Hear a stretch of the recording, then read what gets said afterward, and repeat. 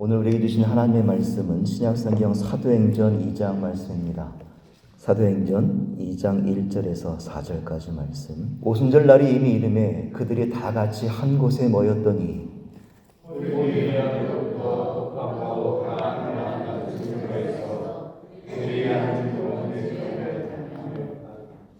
마치 불의 혀처럼 갈라지는 것들이 그들에게 보여 각 사람 위에 하나씩 임하여 있더니 그들이 다 성령의 충만을 받고 성령이 말하게 하셨으나 다른 언어로 말하기를 시작하니라. 아멘. 오늘은 전 세계 대부분의 개신교 교회들이 함께 공통으로 지키고 있는 성령 강림절, 또 오순절입니다. 여러분들은 오순절하면 어떤 장면들이 떠오르시나요? 우리 장로님께서도 오순절에 관한 기도를 잘 해주셨는데, 오순절하면 많은 분들이 마가의 다락방, 성령의 역사, 불길 같은 능력, 방언, 아마도 이런 이미지들이 머릿속에 남겨지실 겁니다. 사실 오순절은요, 성경 속에만 일어나는 사건이 아니죠. 우리가 살고 있는 미국에서도 1906년 LA에 있는 아주사 스트릿의 한 교회에서 성령운동이 일어나죠. 기도 중에 성령 역사가 일어나고 방언이 터지면서 약 7, 8년간을 24시간을 끊이지 않는 예배가 지속되었던 그런 역사도 있었습니다. 그 성령 부흥운동으로 인하여 전 세계로 복음의 불길이 퍼졌고요. 그리고 그 영향으로 만들어진 많은 오순절 교단들도 있습니다. 그리고 그 교단들 중에 우리에게 아주 익숙한 교단도 있죠. Assemblies of God, 하나님의 성회. 이 교단의 가장 큰 교회가, 전 세계에서 가장 큰 교회가 한국에 있죠. 어디죠? 여의도 신복음교회가 바로 그 교회입니다. 이런 오순절 계통의 교단들은 방언, 예언, 신유의 은사와 체험을 추구하는 그런 특징들이 있습니다. 이 전통적인 교단에서는 조금 낯설어하는, 불편해하는 그런 모습이기도 합니다만, 사실은 이러한 체험들이 초대교회의 출발점이 되었습니다. 지금도 교회를 새롭게 하시는 하나님의 방식 중 하나라는 것이죠. 그래서 우리가 지키고 있는 교회력에서도요, 이 성령 강림 절기는요, 6개월이나 지키고 있는, 아주 오랫동안 지키고 있는 굉장히 중요한 절기이기도 합니다. 오늘은 사도행전 2장 말씀을 통해서 오순절에 임한 성령의 사건, 강림 사건을 살펴보고, 이 오순절의 성령 강림이 우리 신앙생활에 어떤 의미가 있는지를 함께 묵상해 보고자 합니다. 예수님은 공생의 3년간 하나님 나라를 전파하시고 마지막 사명을 감당하시기 위해 십자가에 달리시는데, 그날이 바로 유대인의 명절인 유월절의 첫날이었어요. 그 안식일이 지난 셋째 날에 바로 일요일에 예수님은 부활하셨죠. 그래서 그 부활의 기쁨을 기념하는 오늘을 우리는 The Lord's Day, 주일이라고 부릅니다. 이 당시 제자들의 모습을 좀 살펴보면요, 그들은요, 예루살렘 출신이 아니었어요. 저 북쪽 시골에 있는 갈릴리에서 온 사람들이었습니다. 시골 촌뜨기였다는 것이죠. 그들은 그곳에서 예수님으로부터 부르심을 받고 사역을 합니다. 그러면서 수많은 놀라운 일들을 경험하게 됩니다. 죽은 자들이 살아나고 병든 자들이 고침을 얻는 놀라운 사건들을 직접 목격하게 되죠.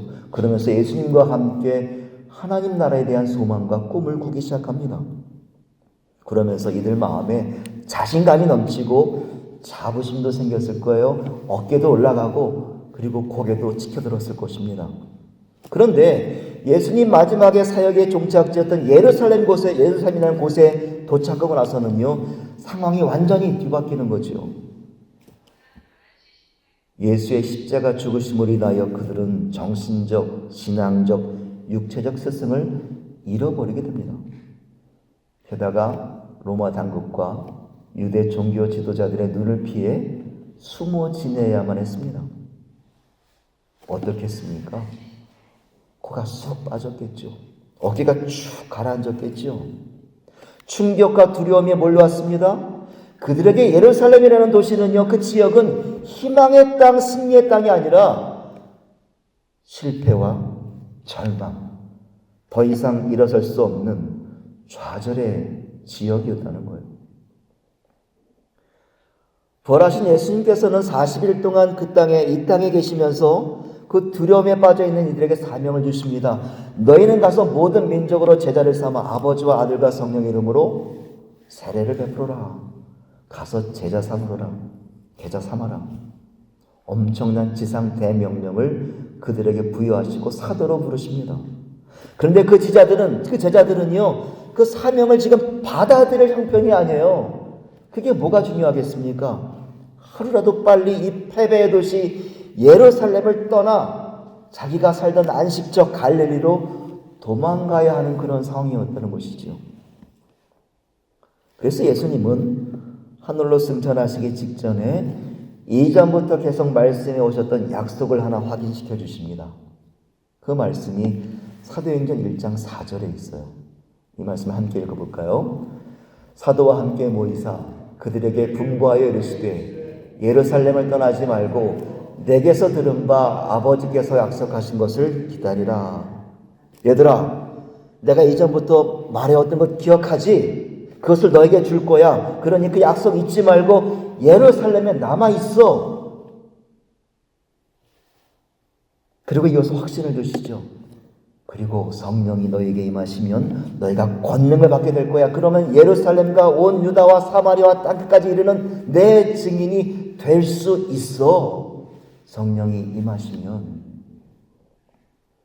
이 약속을 주시는 거예요. 그래서 제자들은 여전히 두렵고 떨리고 무서운 불안한 상태였지만 그 약속을 붙잡고 마가의 다락방에 모여 기도하기 시작하는 것이죠. 그때 모인 이들이 가룟 유다를 빼고 11사도들, 그리고 예수의 어머니 마리아와 예수의 아우들, 그리고 다른 예수를 따르던 제자들 120명이 모였던 거예요. 그리고 예수님이 승천하신 후 열흘이 지나 오순절을 맞게 된 상황이 바로 오늘 사도행전 2장의 말씀입니다. 우리가 또 하나 살펴봐야 할 것이 있습니다. 바로 오순절이라는 절기예요. 오순절을 알기 위해서는 유월절 개념을 조금 우리가 아셔야 되는데요. 하나님은 이스라엘 백성이 애굽에서 탈출할 때 양을 잡아서 그 피를 문설주에 바르게 하십니다. 그리고 그날 밤에 죽음의 재앙이 애굽을 덮치게 되는데 그 피를 바른 문을 패스오버, 넘어갔다고 해서 유월이라고 합니다. 그래서 그 양을 잡은 날을 유월절의 첫날로 지키는 거예요. 그리고 그 다음날 새벽에 누룩 없는 밤, 무교병을 먹고 애굽을 탈출한 날을 기억하는 것을 무교절이라고 합니다. 그리고 그 다음날은 이스라엘의 새해 첫 수확, 보리 수확에 대한 감사절로 지키는 초실절을 지키게 됩니다. 그러니까 이 유월절은요, 첫째 날부터 8일 동안 지키게 되는데 이 유월절 안에 무교절과 초실절이 포함되어 있습니다. 그래서 이 전체를 유월절이라고 통칭해서 부릅니다. 그리고 초실절로부터 7주째 되는 날을 77절이라고 불러요. 시작하는 당일까지 포함하면 77이 49에 하루를 포함해서 50이라는 숫자가 나오죠. 그래서 헬라어 펜테코스테, 영어로는 펜테코스트, 한자어로는 5오에 열흘 순을 써서 오순절이라고 부르는 거예요. 그러니까 77절과 오순절은 같은 말입니다. 그런데 이스라엘 백성이 애굽을 탈출한 후에 50일째 되는 날에 어디에 있었냐면 시내산에 머물고 있었을 때, 근데 하나님의 율법을 받은 날이었어요. 그러니까 더 의미가 더 깊어진 것이죠. 그리고 이 날은 농경사회였던 이스라엘이 매일 추수에 대한 첫 열매를 감사절로 지키는 날이었기 때문에 맥추절이라는 이름이 또 붙게 된 거예요. 그러니까 6월절에 이 초실절로부터 50일째 되는 날이 77절인데 그날을 50일이라 해서 오순절이라고 부르고 감사절이기 때문에 맥추절이라는 이름도 함께 부릅니다. 그러니까 맥추절, 77절, 오순절이 같은 이름입니다. 좀 복잡하죠? 그리고 나서 4개월 뒤에 광야 생활 40년 생활했던 것을 기억하는 절기가 초막절이에요. 그래서 이스라엘 유대인들에게는 반드시 지키는 3가지 절기가 있었는데 이 유월절과 이 7.7절 오순절 그리고 초막절이 유대인의 3대 절기입니다. 반드시 예루살렘에 와서 이 절기를 지켜야 하는 율법이 그들에게는 있었던 것이죠. 복잡하죠? 자, 아직 정신을 놓으시면 안 됩니다. 괜찮으시죠? 그런데 우리 기독교에서는요, 이 3대 절기 중 어떤 절기만 지키고 있어요? 오순절만 지키고 있어요. 왜 그러냐면 이 오순절에 성령의 역사가 제자들에게 내렸기 때문에 그렇죠. 성령을 받은 제자들이 교회를 시작하는 출발점으로 삼았기 때문에 그렇죠. 오순절은 단순한 절기가 아니라 교회 공동체가 탄생했던 날입니다. 하나님의 임재가 공동체 안에 처음으로 충만하게 부어진 사건이라는 거예요. 오늘은 이 오순절에 임한 성령의 사건을 성경적으로 풀어가 볼까 합니다. 오순절에 마가의 다락방에 모여 한마음으로 기도하던 그 120명의 성도들에게 성령이 임하시는데 그 첫 번째 현상은요, 하늘로부터 급하고 강한 바람 같은 소리였다라고 말하고 있습니다. 성경을 보시면 바람이 아니라는 거예요. 바람 같은 소리였다. 실제로 바람 분 것이 아니라 바람 소리가 있었다라는 것입니다. 구약 성경을 보게 되면 이 바람을 히브리어로 루아흐라고 단어를 사용하는데, 이 루아흐라는 단어가 나올 때의 상황은요, 항상 하나님의 임재와 행동이 나타날 때였어요. 가장 먼저 등장한 것이 창세기 1장입니다. 하나님이 천지를 창조하시는 그 상황 직전의 상황. 땅이 혼돈하고 공허하며 흑암이 깊음 위에 있고 하나님의 영이 수면 위에 운행하실 때, 그때 하나님의 영을 가리키는 말이 이 루아흐예요. 자, 지금 바람에 대한 말씀을 나누고 있습니다. 그 창세기 2장에 보게 되면 하나님께서 흙으로 사람을 지으시고 생기를 그 코에 불어넣으시니 사람이 생명이 되니라. 그 코에 들어간 것이 생기였어요. 에스겔 37장에 보게 되면 하나님이 마른 뼈들에게 말씀하시기를 내가 생기를 너에게 들어가게 하리니 너희가 살아나리라. 이때 말하는 생기, 살아있는 기운, 그 숨결이 바로 루아흐예요. 바람, 하나님의 숨결, 하나님의 영, 이것이 루아흐였다는 거예요. 여러분, 예전에 아궁이에 불을 떼시던 기억 나십니까? 장작을 넣죠. 그리고 불을 지필 때 반드시 해야 하는 일이 있습니다. 제가 여러분 표정을 보니까 여러분들은 다 가스 보일러에 전기 히터를 쓰신 것 같아요. 저만 아궁이에 불 떼고 산 거 아니죠? 자, 아궁이에 장작을 넣고 불을 떼기 시작하면 반드시 해야 하는 일이 하나 있습니다. 바람을 넣는 일이에요. 바람을 넣는 일. 심호흡을 크게 하고 보통 입으로 하지 않습니까? 바람으로 훅 하게 불게 되면 불씨가 살아나면서 불이 붙지 않습니까? 활발 타오르게 됩니다. 바람 소리가 나죠. 바람을 불어내는 소리가 납니다. 바로 그런 바람의 숨결 소리가 지금 마가의 다락방에 들려왔다는 거예요. 한두 명에만 들렸던 것이 아니라 그 소리가 온 집안에 가득하면서 기도하던 120명 모두가 경험했다는 겁니다. 그 소리를요. 저는 말씀을 읽다 보니까 그 소리가 무엇이었을까 기도하면서 묵상해 보니까 아마도 하나님의 숨결, 하나님의 호흡이지 않았을까라는 그런 생각을 해보게 되었어요. 실패와 좌절에 빠져있는 제자들에게 하나님의 숨결이 후 하고 불어지는 그런 상황이더라는 것이죠. 그 바람은 두려움에 죽은 듯이 숨어있던 제자들을 살리고 일으키는 하나님의 생기와 같았다는 것입니다. 그 하나님의 호흡을 신약성경 헬라어에서는요 푸뉴마라고 하고요, 그 말을 우리말로는 성령이라고 해석합니다. 혹시 여러분들 가운데 믿음이 식어지고 기도의 자리가 멀게 느껴지고 예배의 감격이 사라졌다고 느끼시는 분이 계십니까? 인생의 실패가 느껴지고 사람 만나는 것이 두렵고 매 순간 외로움이 있는 분이 계십니까? 또 육체의 연약함으로 움츠리고 늘 조심스럽게 살아가야 하는 그런 분이 계십니까? 그렇다면 우리에게 필요한 것이 무엇이겠어요? 바로 우리를 새롭게 하고 회복시키고 강하게 만들어줄 하나님의 숨결 성령인 것이죠.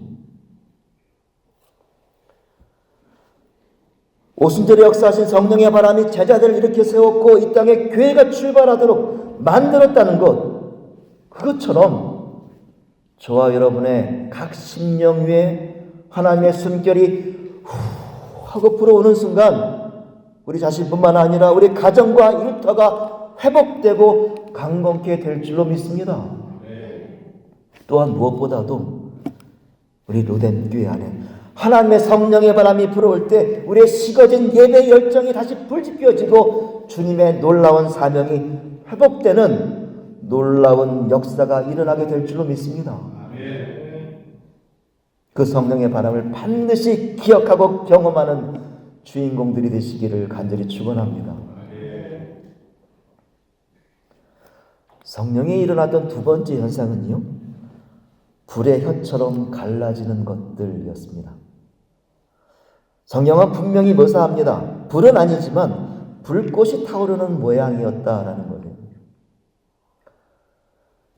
이 모습을 보면서 떠오르는 장면이 아마 있으실 거예요. 출애굽기 3장에서 모세가 하나님을 만날 때예요. 모세는 호렙산에서 불이 붙는 떨기나무를 목격하죠. 분명히 불은 붙었는데 재로 변하여 사라지지 않더라는 것이죠. 그리고 모세는 그 불 가운데서 하나님의 소리를 발견하고 자신의 신발을 벗고 하나님을 예배합니다. 그리고 이스라엘을 구원하라는 지도자의 사명을 그 자리에서 듣게 돼요. 다시 말해 모세에게 나타난 그 불은 하나님이 그곳에 계신다는 사실을 확인하는 동시에 모세가 부르심을 받는 그런 통로가 되었다는 것입니다. 자, 오늘 본문에서도 보시면 마가의 다락방에 모인 그들에게 불의 혀와 같은 표적이 임하게 됩니다. 여기서 중요한 것은요, 한 사람도 빠짐없이 각 사람 위에 하나씩 임했다라는 거예요. 한 사람도 빠짐없이. 그들은 아마도 놀라서 서로를 바라보면서 말했을 거예요. 당신도 봤어? 내 머리 위에 있었어. 지금도 있는 것 같아. 그래, 나도 봤어. 내 머리 위에도 있어. 나에게도 있어. 저기도 있네. 우리 모두에게 있네. 예수의 부활을 직접 목격했음에도 여전히 불안하고 두렵고 겁이 나는 현실의 상황 속에 있던 그들이 하나님의 찾아오심을 개인적으로 경험했던 상황이었습니다. 그 성령의 불은 그들 한 사람 한 사람을 찾아가셨고 그들의 가슴에 불을 붙이기 시작합니다. 그들의 모든 죄를 태워버립니다. 거룩하게 하고 정결케 합니다. 모세가 신을 벗어서 하나님의 거룩함을 예배했던 것처럼 깨끗이 정결케 된 그들은 하나님이 그 자리에 계시는 그 현장에서 찬송하는 것이지요. 기도하는 것이지요. 하나씩 하나씩 성령의 인도하심을 통하여 그들을 움직여 나가는 변화가 일어나는 것입니다. 그리고 그렇게 하나님의 사명을 부여받은 제자들이 되온 것이죠. 여러분, 우리 예배가 무엇입니까? 우리가 내 자신이 비워지는 시간이에요. 내 의지와 내 계획대로 내 마음과 욕심대로 살아가던, 또 세상의 가치를 쫓고 정력을 쫓고 물질을 쫓던 나의 모든 허물들이 성령의 불길에 의해 태워지고 사여지고 비워지는 시간이 바로 우리의 예배 시간입니다. 그렇다면 우리의 이 예배에서 우리가 성령을 경험하게 되면 어떤 변화가 일어나겠습니까? 예배 전에는 불안하고 지친 얼굴이었겠지만 예배 후에는 평안한 얼굴로 세상을 살아갈 힘과 용기를 얻게 되는 것이지요. 예배 전에는 세상의 성공을 쫓았지만 예배 후에는 하나님의 부르심을 따라 살아가는 그러한 삶을 얻게 되는 것이지요.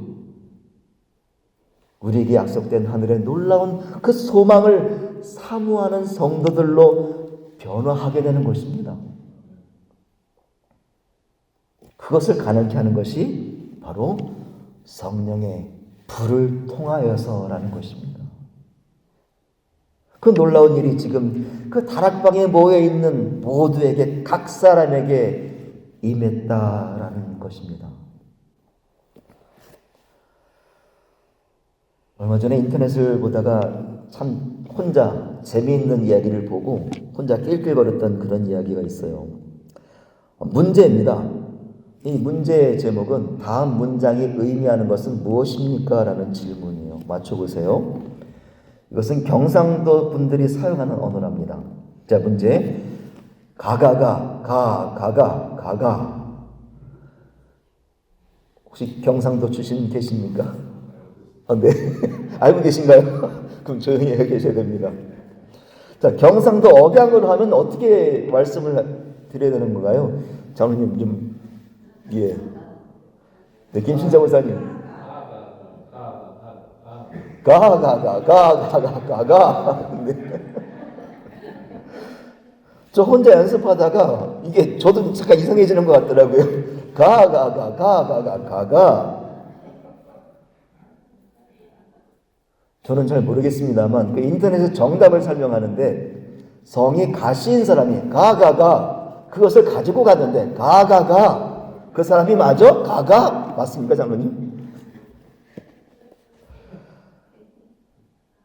어렵죠. 해석이 불가합니다. 마가의 다락방에 있었던 이들은 대부분 갈릴리 시골 출신이라고 말씀을 드렸어요. 그들은 외국은커녕 예루살렘에도 자주 오지도 못하던 그런 이들이었습니다. 그런데 4절에 보니까 이들이 지금 성령의 충만함을 경험하더니 다른 지역에, 다른 나라의 언어들로 말하기 시작하더라. 사투리뿐만 아니라 그 나라의 외국어로 말하기 시작하더라. 이 본문을 떠올리면 많은 사람들이 생각합니다. 야, 성령의 은혜로 외국어도 할 수 있으니 참 놀랍다. 나도 성령의 은혜를 받아서 영어를 잘했으면 참 좋겠다. 그런 생각들을 많이 하죠. 그런데 오늘 본문이 전하고 있는 가장 중요한 것은요, 외국어를 말하는 능력이 생겼다거나 신비로운 체험을 했다는 것에 있지 않습니다. 전혀 거기에 목적을 두고 있지 않아요.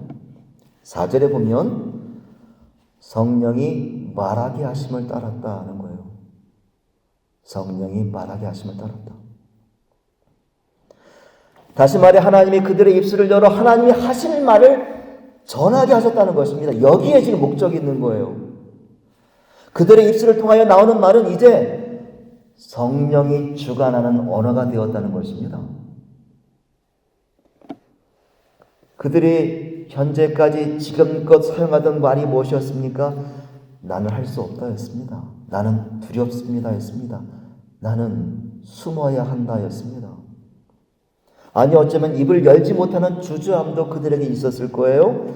그런데 성령이 임하자 그들은 성령이 말하는 대로 입이 벌려지는 거예요. 거리로 나갑니다. 그리고 오순절을 지키기 위해 예루살렘을 찾았던 수많은 디아스포라 유대인들에게 그들이 알아들을 수 있는 각 나라의 언어로 그리스도의 구원 소식을, 복음을 전하기 시작하는 거예요. 이것이 바로 그들에게 성령이 주어진 목적이었다는 것입니다. 여러분, 성령의 부으심은 우리에게도 동일하게 일어나는 줄 믿습니다.